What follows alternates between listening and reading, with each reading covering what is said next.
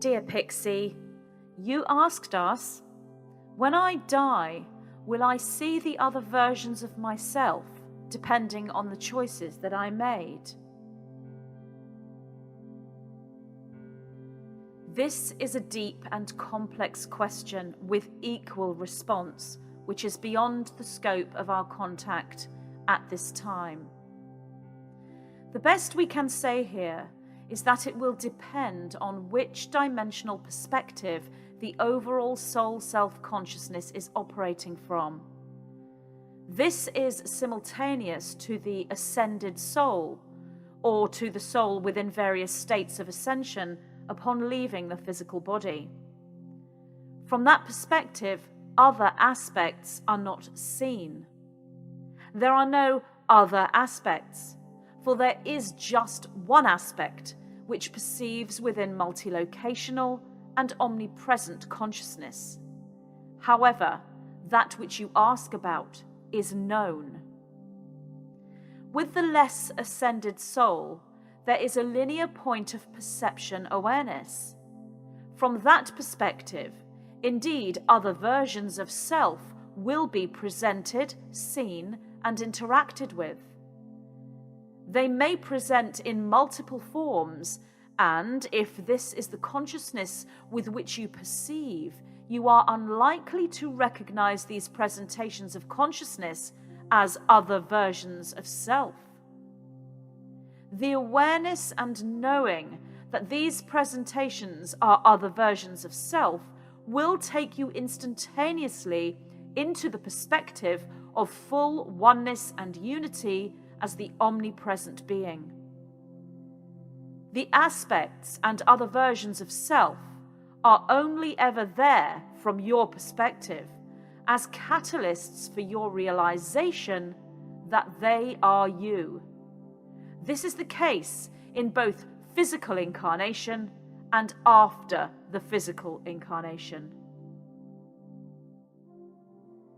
You asked us, is there any way to understand how juice drinkers sort of disintegrate, yet remain one with the collective, but go through regenesis while the entire collective nevertheless ascends? We refer here to different perspectives which are points of perception dimensionally and within different experiences of time itself. From your perspective as an incarnated human, there is no disintegration. The choice point is either ascension or regenesis for each soul. The disintegration of juice drinkers is from the perspective of the infinite soul self, which encompasses all aspects of that one soul throughout the quantum field.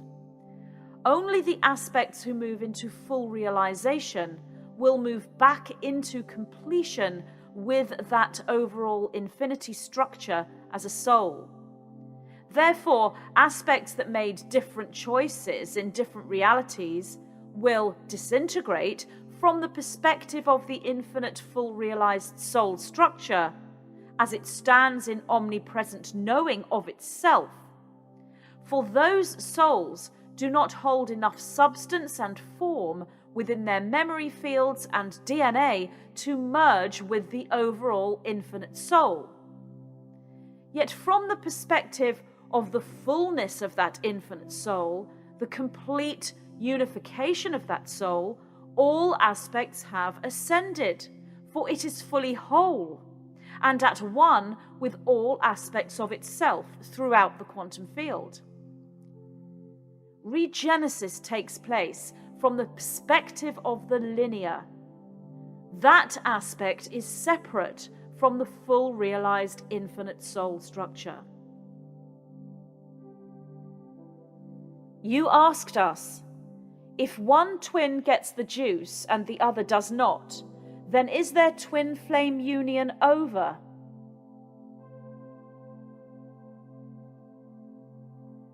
Their physical union may not necessarily be over, but they would no longer be aligning within a twin flame dynamic. That action choice point and the paradigms that go with it would place them in entirely different dimensional states. They would, in effect, be worlds apart. However, there are exceptions to this, in the very rare few cases where the juiced twin takes the profound detoxification and deep spiritual commitment path, and the unjuiced twin assists with this. In the majority of cases, however, they would no longer be aligning with twin flame dynamics and the Vesica Pisces geometry. One could therefore say they are no longer twin flames, even if they had been so before. The twin flame is not a person, however, but a frequency, a patterning, an energy, a consciousness, or a dynamic. We speak here in the case of couples existing in the same dimension and linear time. If this difference in choice point took place across dimensions, then that would be the same outcome as presented in our previous transmission, twin flames and the portals in 2022. You asked us, I am juice-free. However, I don't have any interest in being romantically involved with anyone currently. It simply isn't on my mind. I don't feel the pull towards it.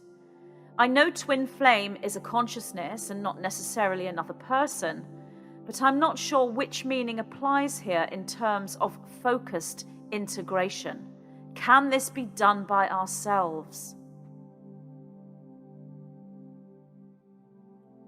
It must be done by yourselves. The path is always individual, and the true twin flame is within. The other self-physical counterpart within divine relationship or sacred marriage is as the support, the one who walks the path alongside you and with you, but cannot walk the path for you. Focused integration can be worked upon within a couple or group, or indeed within a full planetary consciousness. But the focused integration for ascension is yours and yours alone. Others may amplify your signal, and so too may you amplify their signal. But each soul is called to create this for themselves. You asked us, are we meant to have a soulmate or twin flame in a literal sense this year for the year 2022? Is being in a sacred union or relationship with another a prerequisite for ascension through these portals? Or is this simply a metaphor meaning the marriage or integration of the feminine and masculine within ourselves as individuals? Or is it both?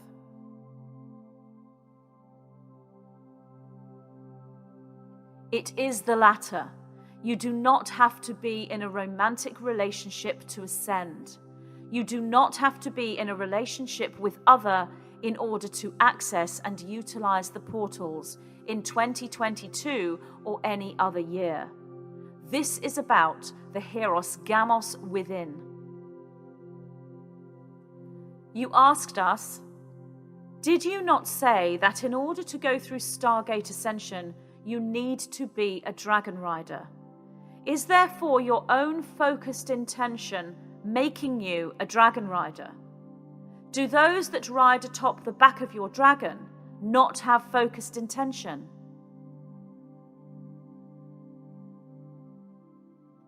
Yes, this is correct. Focused intention is not needed in its full expression for ascension per se.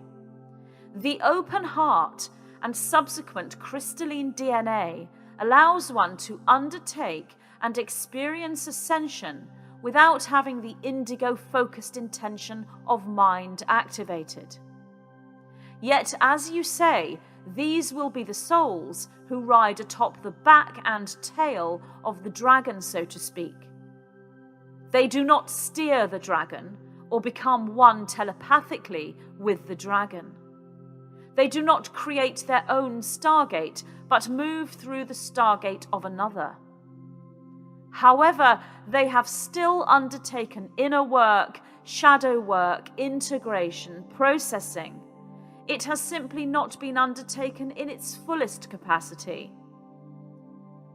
Those who balance indigo-focused intention with heart are the Dragonriders of Stargate Ascension, the accelerated higher form of Ascension. You asked us, am I correct in thinking then that those that drink juice might be able to ride on another's dragon and go through Ascension, but that Stargate Ascension is off the table for them?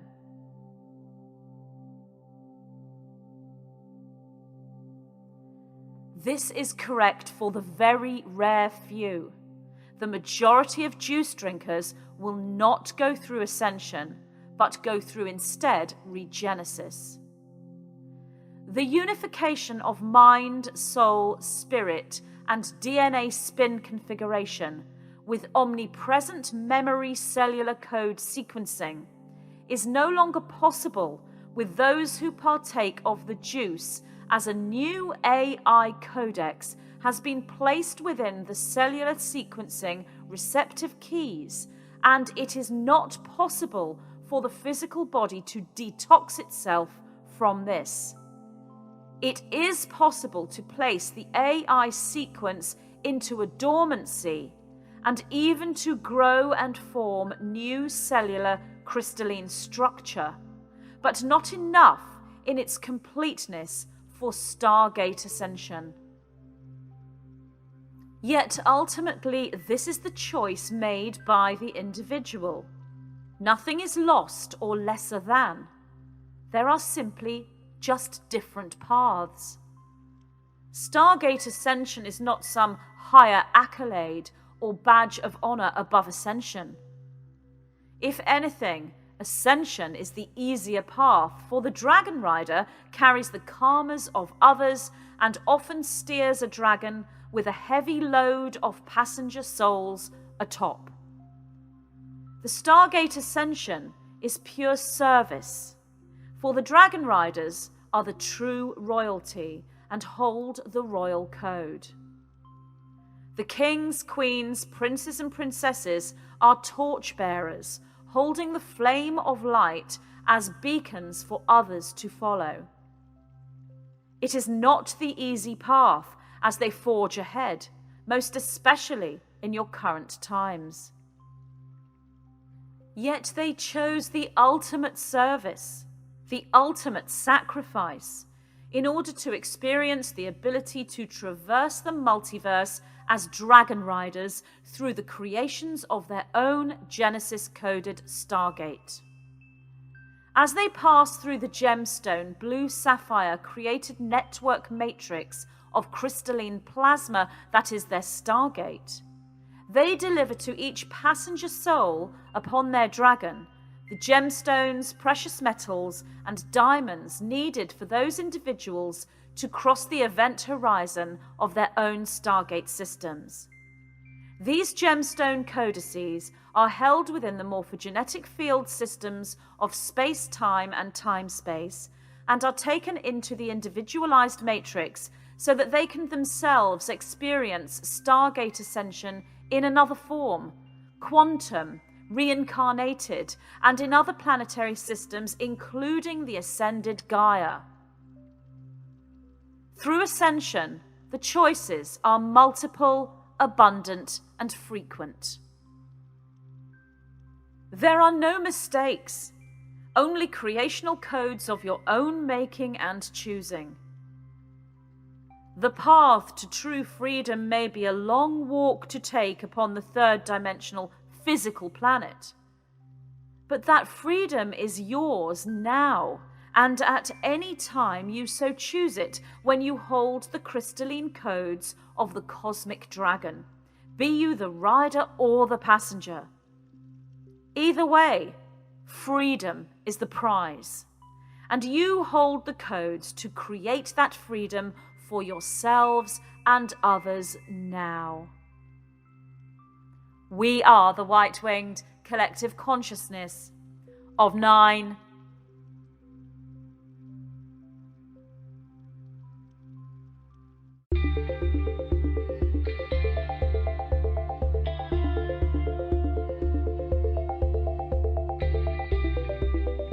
What is karma? Are there ways we can balance this and become karma-free? Is there a particular nutritional plan we should follow for ascension? Do we increase our karmic balance by eating certain foods? How can we utilize sex magic to work with karma and move through ascension? There are many lessons we can learn from the peoples of ancient Lemuria, a civilization that existed before our known history on planet Earth. As we move through an ascension process collectively, we move back into a new Lemuria, and we take with us all the knowledge we have accumulated since those times. In this transmission from the white-winged collective consciousness of 9, key codes are presented for cellular memory recall, linking the reader beyond Atlantis and into the harmonious frequencies of the first physical civilization on the Earth, Lemuria. The 9 respond to questions using the Lemurian way as a template. Key-coded responses trigger activations within the reader as they receive the wisdom codes, standing as rainbow warriors of Gaia, moving into abundance, alchemy, and Stargate Ascension. This transmission is dear to my heart, and I'm so very pleased to announce my new book, Lessons from a Living Lemuria,